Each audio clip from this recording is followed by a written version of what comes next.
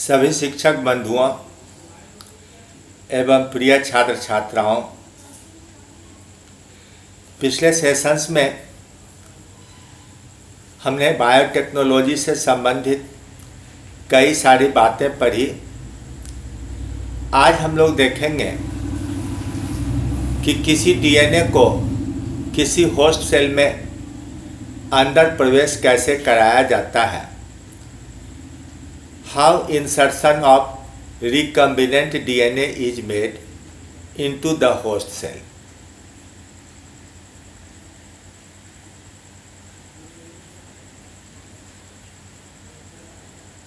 इसके लिए हमारे पास बहुत सारी विधियां हैं जिन्हें हम ट्रांसफॉर्मेशन और ट्रांसडक्शन के नाम से बैक्टीरियल सेल में यूज करते हैं। प्लांट और एनिमल सेल में भी हम वेक्टर के रूप में बैक्टीरिया और वायरस का उपयोग करेंगे, लेकिन हमारे पास दो और नई तकनीक है। एक है माइक्रो इंजेक्शन तकनीक और दूसरा है माइक्रो प्रोजेक्टाइल या जीन गन तकनीक, जिससे कि हम किसी प्लांट या एनिमल में, किसी यूकैरियोट के सेल में सीधे डीएनए को बिना किसी वेक्टर के उपयोग के एकदम गिने चुने जीन को संबंधित टिश्यू में पहुंचा सकते हैं। आपने मॉलिक्यूलर बायोलॉजी पढ़ते हुए ट्रांसफॉर्मेशन नाम की प्रतिक्रिया के विषय में पढ़ा है। ग्रिफिथ नाम के वैज्ञानिक ने सबसे पहले न्यूमोनिया उत्पन्न करने वाले बैक्टीरिया डिप्लोकोकस न्यूमोनियाई, जिसे अब स्ट्रेप्टोकोकस न्यूमोनियाई कहा जाता है, उसमें ट्रांसफॉर्मेशन नाम की क्रिया की खोज की थी। बाद में बैसिलस सबटिलिस और हीमोफिलस इन्फ्लुएंजी नामक बैक्टीरिया में भी ट्रांसफॉर्मेशन होते देखा गया। अन्य बैक्टीरिया में ट्रांसफॉर्मेशन नहीं होता है। ऐसा क्यों होता है? तो कहते हैं कि ये तीन स्पेसीज बैक्टीरिया के कॉम्पिटेंट स्पेसीज हैं, क्योंकि इनके सेल की सतह पर एक कॉम्पिटेंस फैक्टर है। यह कॉम्पिटेंस फैक्टर इन्हें ट्रांसफॉर्मेशन के लायक बनाता है। तो ये ट्रांसलोकेशन कैसे होगा, ट्रांसफॉर्मेशन कैसे होगा? तो कम से कम दो एंजाइम, एक है डीएनए ट्रांसलोकेज और दूसरा डीएनएज एंजाइम, जिसकी मदद से ट्रांसफर होता होगा। इसका डिटेल अध्ययन बैसिलस सबटिलिस में किया गया। जब ट्रांसफॉर्मेशन होता है तो डीएनएज नामक यह एंजाइम या कोई अन्य प्रकार का न्यूक्लियस एंजाइम डीएनए के दो धागों में से एक को डाइजेस्ट करते चला जाता है, जिससे कि शुगर फॉस्फेट डाइएस्टर बॉन्ड टूटने से काफ़ी एनर्जी रिलीज होता है और उस एनर्जी की मदद से डीएनए ट्रांसलोकेज दूसरे स्ट्रैंड को अंदर भेज देता है। अंदर जाकर इस सिंगल स्ट्रैंडेड डीएनए पर दूसरे स्ट्रैंड का निर्माण हो जाता है और फिर यह अपने होमोलोगस साइट पर कहीं मुख्य क्रोमोसोम से जाकर जुड़ जाता है। इस डायग्राम में बाईं ओर दिखलाया गया कि अंदर आने के बाद यह single stranded DNA double stranded DNA में बदलेगा और तब जाकर के होस्ट सेल के क्रोमोसोम पर इस छोटे से हिस्से में आकर जुट गया। कई ऐसे केसेज हैं जिसमें होस्ट सेल के एंजाइम बाहर से आने वाले डीएनए को डाइजेस्ट कर जाते हैं। यहाँ दूसरे केस में देखिए कि इसके न्यूक्लियोटाइड टूट कर अलग हो गए, तो यहाँ पर ट्रांसफॉर्मेशन नहीं हो पाया अनसक्सेसफुल रह गया। तो अंदर जाना जरूरी है, जाने के बाद डबल स्टैंडर्ड बनना जरूरी है, और फिर उसका इंटीग्रेशन यानी कि मेन क्रोमोसोम में जुट जाना। जब तक वो मेन क्रोमोसोम में जुट नहीं जाता है तब तक ट्रांसफॉर्मेशन की क्रिया संपन्न नहीं होती है। अब इश्चेरिचिया कोलाई जो लेबोरेटरी में यूज किए जाते हैं वे तो कॉम्पिटेंट स्पेसीज नहीं है, उनमें कोई कॉम्पिटेंस फैक्टर नहीं होता है, तो फिर डीएनए इसमें जाता कैसे है? तो कैल्शियम क्लोराइड एक हाइड्रोस्कोपिक सब्सटेंस है, वाटर एब्जॉर्बिंग केमिकल है, तो इसका 50 मिलीमोल सॉल्यूशन बनाया जाता है और कल्चर मीडियम में, लिक्विड कल्चर मीडियम में सेल की संख्या के आधार पर इसमें मिला दिया जाता है और 1 या 2 दिनों के लिए 12 या 24 घंटे के लिए यूं ही छोड़ दिया जाता है। तो यह कैल्शियम क्लोराइड जो सेल के अंदर से पानी खींचना चाहता है, उसके कारण मेम्ब्रेन की सतह पर जगह जगह बड़े बड़े पोर्स बन जाते हैं। जब तक कैल्शियम क्लोराइड रहेगा तब तक ये पोर्स बने हुए रह जाएंगे। अब इसमें जब डीएनए के टुकड़े हम डाल देंगे तो उसमें कोई ना कोई टुकड़ा पोर होकर अंदर चला जाएगा और अंदर जाकर ट्रांसफॉर्मेशन करा देगा। अब इस तरह से जो ट्रांसफॉर्मेशन होता है, आमतौर से देखा जाता है कि 10,000 प्लाज्मिड डालने पर कोई एक ट्रांसफॉर्मेशन करा पाता है, यानी निश्चित नहीं है कि वह अंदर चला ही जाए और अंदर जाकर जुट ही जाए। तो अधिक से अधिक ट्रांसफॉर्मेशन हो, इसलिए होस्ट बैक्टीरिया में भी कई तरह के एक्सपेरिमेंट्स के द्वारा नया नया स्ट्रेन पैदा किया जा रहा है। यहाँ पर एक बात ध्यान देने की है कि जिस प्लाज्मिड का जितना छोटा आकार होगा, यानी एक्सोजीनस डीएनए जितना छोटा आकार का होगा, ट्रांसफॉर्मेशन की संभावना उतनी ही ज़्यादा होगी। अगर नेचुरल कॉम्पिटेंट बैक्टीरिया के कल्चर में हम 1 या 2 जीन का मॉलिक्यूल डालते हैं, 1000-1500 बेस पेयर का मॉलिक्यूल डालते हैं, तो आसानी से ट्रांसफॉर्मेशन होता है। लेकिन जैसे जैसे डीएनए की लंबाई बढ़ती है, ट्रांसफॉर्मेशन का रेट घटते जाता है और 30,000 बेस पेयर लंबाई पहुंचने के बाद ट्रांसफॉर्मेशन होना बंद हो जाता है। इसलिए कोशिश ये करना चाहिए कि ट्रांसफॉर्मेशन कराने के लिए जितना छोटा प्लाज्मिड हो सके, जितना छोटा डीएनए वेक्टर हो सके, उसी का हम उपयोग करें। अब बैसिलस सबटिलिस में इस मैकेनिज्म को समझाया गया कि इसमें साइप्रोपिलिन नाम का एक प्रोटीन होता है जो एक अन्य प्रोटीन के साथ जुटकर सतह पर डीएनए का बाइंडिंग करता है, डीएनए को अपने साथ जोड़कर रखने का काम करता है। यहाँ पर एक प्रोटॉन मोटिव फोर्स क्रिएट होता है और रिसेप्टर पर डीएनए बाउंड रहता है। उसी की मदद से एक स्ट्रैंड को अंदर पहुंचाया जा सकता है और इस ट्रांसपोर्ट के लिए ट्रांसलोकेज नाम का विशेष एंजाइम पाया जाता है। यह जो आपको ईंट की तरह सजा हुआ प्रोटीन मॉलिक्यूल दिखलाया गया है, यही डीएनए के बाइंडिंग के लिए साइपिलिन की मदद से बना हुआ रिसेप्टर है। यह डीएनए को बांध रहा है। अब एक अनजान सा न्यूक्लियस इसके एक धागे को डाइजेस्ट करते जा रहा है और जो एनर्जी मिल रहा है, उस एनर्जी की मदद से इस सिंगल स्ट्रैंड को अंदर भेजा जा रहा है।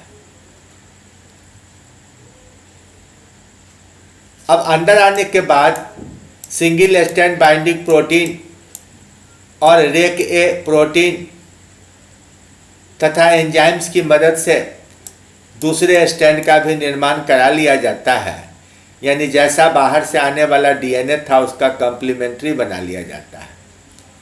और इसके बाद यह मेन क्रोमोसोम के किसी हिस्से में जाकर जुट जाया करता है।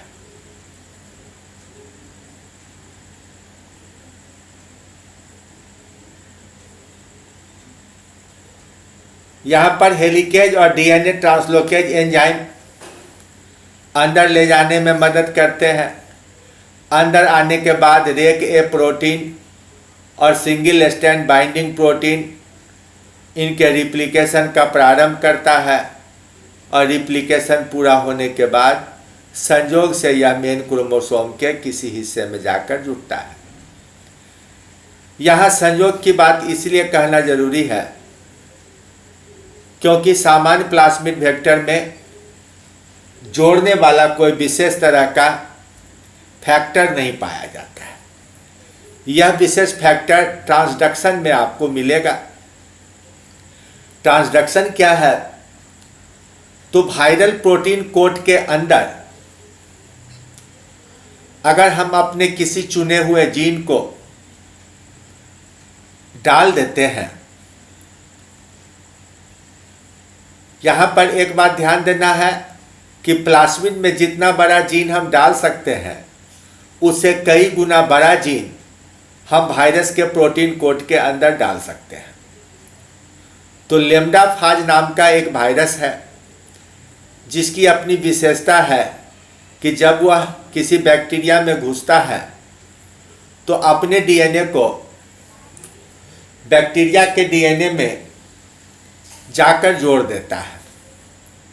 इस वायरल डीएनए को अब प्रोफाज कहते हैं। कई पीढ़ी तक यह बैक्टीरिया के साथ साथ ही अपना विभाजन कराते रहता है और फिर अचानक कभी अलग हो जाता है और वायरस की नई पीढ़ी को तैयार करता है। तो अलग कराने वाला भी एक विशेष जीन है, लाइसिस कराने वाला जीन है जिसकी मदद से यह सेपरेट हुआ करता है, और जोड़ने वाला भी एक कोहेसिव सीक्वेंस है जिसकी मदद से यह होस्ट सेल के डीएनए पर जुड़ता है। होस्ट सेल में भी इंसर्शन एलिमेंट्स होते हैं जहां पर यह आके जुड़ता है। तो जब कॉस्मिड तैयार किया जाता है तो लाइसिस कराने वाले जीन को पूरा या आंशिक रूप से हटा दिया जाता है, जिससे एक बार जुड़ जाने के बाद यह अलग नहीं हो सके, वायरस का नया जनरेशन तैयार नहीं कर सके। और उसके बाद 2 या 3 जितना लंबा डीएनए हमको डालना है, जितना जीन लेना है, उतनी लंबाई का डीएनए जोड़कर उसे प्लाज्मिड के साथ अटैच कर दिया जाता है। तो इस तरह से प्लाज्मिड वेक्टर को कॉस्मिड वेक्टर में रूपांतरित कर दिया जाता है और तब इसे होस्ट सेल में जाने दिया जाता है। तो ये कोहेसिव सेगमेंट के कारण होस्ट सेल में हर हाल में जुटेगा, यानी कि ट्रांसफॉर्मेशन की संभावना काफ़ी अधिक बढ़ जाती है। तो इसलिए प्लाज्मिड वेक्टर में लैम्डा फाज का कॉस सीक्वेंस जोड़कर हम ट्रांसफॉर्मेशन की संभावना को बढ़ा देते हैं और कल्चर मीडियम में सीधे वेक्टर नहीं डालते हैं, उसके बदले हम वायरस के प्रोटीन कोट में पैक करके उसे डालते हैं। यानी एक वायरस खुद, एक लैम्डा वायरस खुद बाहरी डीएनए को लेकर होस्ट सेल में पहुंचा दिया करता है। तो दोनों बातों में अंतर हुआ कि ट्रांसफॉर्मेशन में नेकेड डीएनए कल्चर मीडियम में डाला जाता है और ट्रांसडक्शन में वायरस प्रोटीन कोट के अंदर पैक करके डीएनए को डाला जाता है। अब हमारे कुछ आर्टिफिशियल मेथड्स हैं, जिसमें पहला है माइक्रो इंजेक्शन। आप अपने लेबोरेटरी में किसी साफ नए ग्लास ट्यूब को स्पिरिट लैंप पर धीरे धीरे एक जगह पर घुमा घुमा कर गर्म कीजिए, और जब वह पिघलने लगे तो धीरे धीरे दोनों हाथ अपोजिट डायरेक्शन में खींचिए। तो पिघला हुआ हिस्सा लंबा होते होते होते एकदम बाल की तरह पतला होकर टूट जाएगा। अब इसे ठंडा होने दीजिए। दोनों सिरा को फूंक कर देखिए, अगर हवा नहीं निकल रही है तो इसके अगले सिरे को एक पतले ब्लेड की मदद से थोड़ा सा तोड़ दीजिए। अब आपके पास एक बहुत ही फाइन जेट तैयार हो गया। आप इस जेट को एक इंजेक्शन के सिरिंज की तरह यूज कर सकते हैं, निडिल की तरह यूज कर सकते हैं। निडिल में या सिरिंज में डीएनए का घोल डाल दिया जाता है और एक शीशे के ग्लास रॉड को पिस्टन की तरह उपयोग करते हुए सेल में डायरेक्ट इसे डीएनए के सॉल्यूशन को इंजेक्ट किया जा सकता है। ग्लास ट्यूब से जेट बनाने के बदले आप एक माइक्रो पिपेट, उसके टिप को भी गर्म करके लंबा खींचकर सिरिंज के निडिल जैसा तैयार कर सकते हैं। इसे भी हम माइक्रो इंजेक्शन की तरह यूज कर सकते हैं। अब एक गोल मुंह वाले पिपेट को एक सक्शन पंप, एक चूसक पंप में जोड़ देते हैं। लो प्रेशर पर यह पंप अंदर की ओर हवा खींचता है। इसके सिरे पर हम सेल या टिश्यू को चिपका देते हैं और एक इन्वर्टेड माइक्रोस्कोप की मदद से हम उस सेल के न्यूक्लियस में सीधे डीएनए को पुश कर देते हैं। तो डीएनए जब न्यूक्लियस के अंदर चला जाएगा तब उस सेल को हम कल्चर मीडियम में डालेंगे, पोषक माध्यम में डालेंगे, उसे कैलस और एम्ब्रायो का निर्माण कर सकते हैं। अब यही है डायग्राम। ये होल्डर पिपेट है जिसका मुंह है गोल और इसे पीछे से सक्शन पंप से जोड़ दिया गया है। यहाँ सेल चिपका दिया गया है। यह एक फर्टिलाइज्ड एग दिखलाया जा रहा है जिसमें अभी न्यूक्लियर फ्यूजन नहीं हुआ है। ये मेल प्रोन्यूक्लियस है बड़ा सा और दूसरी ओर फीमेल प्रोन्यूक्लियस है। इसमें अभी मायोसिस 2 पूरा नहीं हुआ है। अब यह इधर से है माइक्रो इंजेक्शन, जिसके निडिल को हम डायरेक्ट न्यूक्लियस तक पहुंचाकर इंजेक्ट कर रहे हैं। अब इस विधि के द्वारा हम ट्रांसजेनिक एनिमल भी बना सकते हैं। ट्रांसजेनिक माउस बनाने के लिए जो स्टेप्स लिए जाते हैं हम यहाँ उसका जिक्र कर रहे हैं। एक माउस जो एस्ट्रस फेज में आ गई है उसमें LH का इंजेक्शन देते हैं तो कई सारे अतिरिक्त एग रिलीज होते हैं। आप माइस की जगह पर किसी कैटल में, गाय में भी LH डालकर सुपर ओव्यूलेशन करा सकते हैं। अब इन एग को कलेक्ट किया जाता है, इसे कल्चर मीडियम में फर्टिलाइज करा दिया जाता है।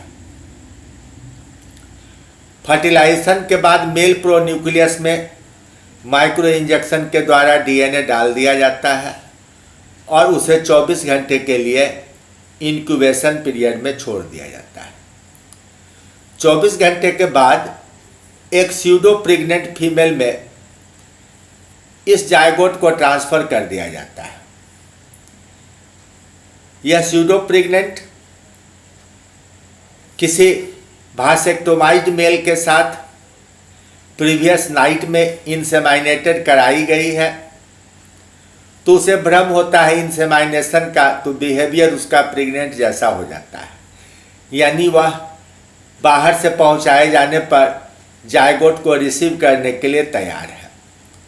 तो जायगोट का फैलोपियन ट्यूब में ट्रांसफ़र करेंगे, जिफ्ट कराएंगे, जायगोटिक इंट्राफैलोपियन ट्रांसफ़र। और इस तरह से इस फीमेल के अंदर एम्ब्रायो का इम्प्लांटेशन होगा और इम्प्लांटेशन के बाद जब संतान उत्पन्न होगी तब हम उसका प्रोडक्ट के कैरेक्टर्स की जांच करेंगे। इस विधि का भविष्य में कैटल के इम्प्रूवमेंट के लिए, प्लांट के इम्प्रूवमेंट के लिए काफ़ी संभावनाएं देखी जा रही है। इसके बाद दूसरा तकनीक है जिसे शॉटगन या जीन गन कहते हैं। यह वास्तव में माइक्रो इंजेक्शन का ज़्यादा इम्प्रूव्ड टेक्निक है। माइक्रो इंजेक्शन में हम हाथ से पिस्टन को पुश करते थे। इसमें छोटी छोटी गोलियां बनाई जाती है टंगस्टन या गोल्ड की, 1 से 3 माइक्रोमीटर आकार का, और इसके ऊपर रेजिन में घोलकर डीएनए का लेप लगा दिया जाता है। इस तरह से एक माइक्रो बुलेट्स का निर्माण होता है। अब इस बुलेट को फायर करने के लिए जो गन का हम निर्माण करते हैं, या तो बिजली के स्पार्क से उसमें पिस्टन को दागा जाता है, या फिर उसमें कोई विस्फोटक पदार्थ डाल दिया जाता है, जिसके विस्फोट होने से पिस्टन बहुत तेज़ी से आगे बढ़ता है और बुलेट को फायर करके टिश्यू में गहराई तक सैकड़ों सेल्स में घुस जाता है। इस टेक्निक के द्वारा हम जेनेटिक डिजॉर्डर जैसे कि स्किड से सफ़र करने वाले कुछ बच्चों की भी जान बचाने में सफल हुए हैं। तो जेनेटिक डिजॉर्डर को ठीक करने के लिए जीन थेरापी नाम के टेक्निक में इस जीन गन या शॉटगन का उपयोग होता है। अब देखिए, यह एक सैद्धांतिक डायग्राम है जिसमें यहाँ आगे में पिस्टन है, ये बुलेट का काम करेगा, फायर करेगा। इसमें सॉल्यूशन रखा हुआ है जिसमें छोटे छोटे बुलेट हैं, ऊपर से सील कर दिया गया। जैसे ही फायरिंग पिन को हम छोड़ते हैं, यहाँ विस्फोट होता है। अब विस्फोट होते ही ये सारे बुलेट इस सामने के अपर्चर से निकलकर इस प्लेट पर रखे गए टिश्यू को हिट करता है। तो इससे क्या होता है कि यह टिश्यू में सीधे प्रवेश कर जाता है। अब इसे इस तरह के मशीन में फिट किया गया है। यहाँ नीचे देखिए एक प्लांट रखने की व्यवस्था कर दी गई, यानी प्लांट पर डायरेक्ट हम बुलेट फायर कर सकते हैं। यहाँ दिखलाया गया कि बुलेट को हिट करेगा यहाँ से प्रोजेक्टाइल, और इस प्रोजेक्टाइल की मदद से बुलेट निकलकर इस प्लांट के डिफरेंट सेल्स में घुस जाएगा। यह हैंडी ऑपरेटस है जीन गन। देख रहे हैं आप, आराम से इसे हाथ में लेकर के काम में लाया जा रहा है। तो इनके उपयोग से कई सारे प्लांट्स, पोटैटो, पिटूनिया इत्यादि का इम्प्रूवमेंट कराया गया है, और कई जेनेटिक डिजीज से सफ़र करने वाले आदमी की बीमारी को भी कंट्रोल में करने का काम किया गया है। अब अंतिम तकनीक है इलेक्ट्रोपोरेशन। पिटूनिया, मकई, चावल, गेहूँ, बाजरा इत्यादि के विकास में इसका उपयोग किया गया है। इसमें कल्चर मीडियम में एक इलेक्ट्रोलाइट लिया जाता है जिसमें ढेर सारे जीन डाल दिए जाते हैं, और उसके बाद हाई इलेक्ट्रिक फील्ड में इलेक्ट्रोड लगाकर इस कल्चर मीडियम को छोड़ दिया जाता है। इलेक्ट्रिसिटी के कारण सेल की परमेबिलिटी बढ़ जाती है, और मीडियम के अंदर डाले गए जीन में बहुत सारे जीन अंदर प्रवेश कर जाते हैं। बाद में जब सेल को हम कल्चर मीडियम में छोड़ देते हैं तो धीरे धीरे सेल डिवीजन फेज में चला जाता है, और अंदर घुसने वाले कई सारे जीन इसके विभिन्न सेल्स में जाकर जुड़ सकते हैं। यहाँ देखिए डीएनए डाला गया। जब इलेक्ट्रिकल इम्पल्स देकर छोड़ दिया गया तो जगह जगह ये जो प्लाज्मा मेम्ब्रेन है टूट गया और पोर बन गया इसमें। तो ये पोर होकर डीएनए अंदर आ जाता है। बिजली की धारा बंद करने के बाद यह पोर बंद हो जाता है, सील्ड हो जाता है, और ये डीएनए अंदर ही रह जाते हैं। अब अंदर रह गए इसलिए यह पूरी संभावना हो जाती है कि यह किसी न किसी क्रोमोसोम में जाकर जुड़ जाए। तो इस तरह आपने जीन को डायरेक्टली या वेक्टर के माध्यम से किसी होस्ट सेल में पहुंचाने का विभिन्न टेक्निक सीखा। अब आगे आप बायोटेक्नोलॉजी के एक्सपेरिमेंट में सफलतापूर्वक इनका उपयोग करेंगे। आप यदि एक मॉलिक्यूलर बायोलॉजी या बायोटेक्नोलॉजी का साइंटिस्ट बनते हैं तो आपका यह बैकग्राउंड आपके जीवन में काफ़ी काम आएगा। Thank you very much.